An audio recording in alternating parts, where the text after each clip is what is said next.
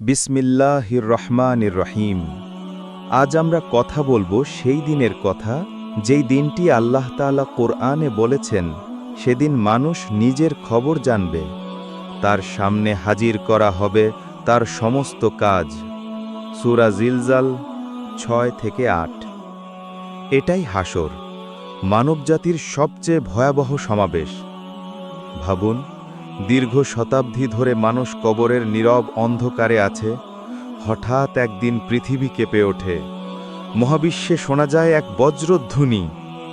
ইসরাফিল আলাইহিসসালাম সিংগায় ফু দিয়েছেন, কবরের মাটি ফেটে যাচ্ছে। মৃত মানুষরা স্তম্ভিত চোখে উঠে দাঁড়াচ্ছে। তাদের মুখে একটাই শব্দ, ইয়া ওয়াইলানা মান বাআসানা মিন মারকাদিনা। ধ্বংস আমাদের, কে আমাদের জাগালো? এক ফেরেশতা উত্তর দেবে, এটাই সেদিন যার প্রতিশ্রুতি দিতেন আল্লাহর রাসূলগণ। রাসূল সাল্লাল্লাহু আলাইহি ওয়াসাল্লাম বলেছেন, হাসরের দিনে সূর্য মানুষের এত কাছে আনা হবে যে মানুষ ঘামে ডুবে যাবে। সহিহ বুখারী। মানুষের ঘাম হবে কারো গোড়ালি পর্যন্ত, কারো কোমর পর্যন্ত, কারো গলা পর্যন্ত, আর কিছু মানুষ পুরোপুরি ডুবে যাবে ঘামের সাগরে। মানুষ আতঙ্কে ছুটাছুটি করবে, কেউ কাউকে চিনবে না। মায়ের সামনে সন্তান তবুও বলবে, আজ আমি নিজের চিন্তায় ব্যস্ত। আল্লাহ তাআলা আদেশ করবেন, আমল নামা সামনে আনা হোক। মহাবিশ্বের প্রতিটি মানুষ সামনে দাঁড়াবে। দুই ফেরেশতা তার আমল নামা নিয়ে হাজির হবে। যে ডান হাতে বই পাবে সে আনন্দে বলবে, আসো আমার বই পড়ো।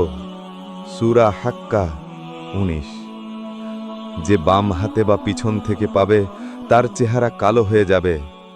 সে বলবে, হায়, যদি আজ আমাকে বই না দেওয়া হতো। এক বিশাল দাড়িপাল্লায় মানুষের প্রতিটি কাজ ওজন করা হবে।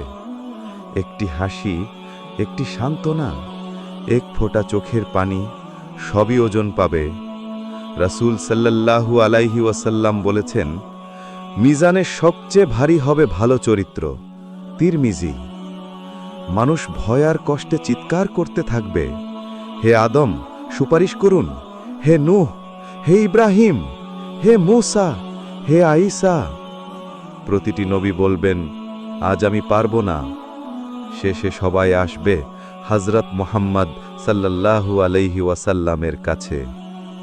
তিনি বলবেন, আমি পারবো, আমি আল্লাহর অনুমতি চাইব। এটাই হবে মানবজাতির প্রথম স্বস্তির নিঃশ্বাস। জাহান্নামের উপর থাকবে একটি ধারালো সেতু, চুলের চেয়েও সরু, তলোয়ারের চেয়েও ধারালো। মুমিনরা দ্রুত পার হয়ে যাবে, কারো গতি হবে বাতাসের মতো, কারো বজ্রপাতের মতো। পাপীরা ছিটকে পড়বে জাহান্নামের আগুনে। যারা সফল হবে তাদের জান্নাতের দরজা খুলে দেওয়া হবে। ফেরেশতারা বলবে, তোমরা সালাম সহ প্রবেশ করো, এটাই তোমাদের অনন্ত ঘর। সূরা জুমার ৭৩।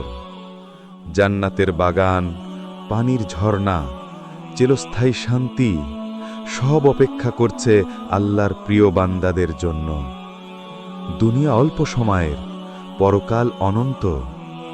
হাসরের দিন থেকে বাঁচতে হলে নামাজে স্থিরতা, মানুষের প্রতি ভালো আচরণ, গুনাহ থেকে বিরত থাকা, আল্লাহর ভয় আর গভীর ভালোবাসা, এগুলোই হবে আমাদের রক্ষা।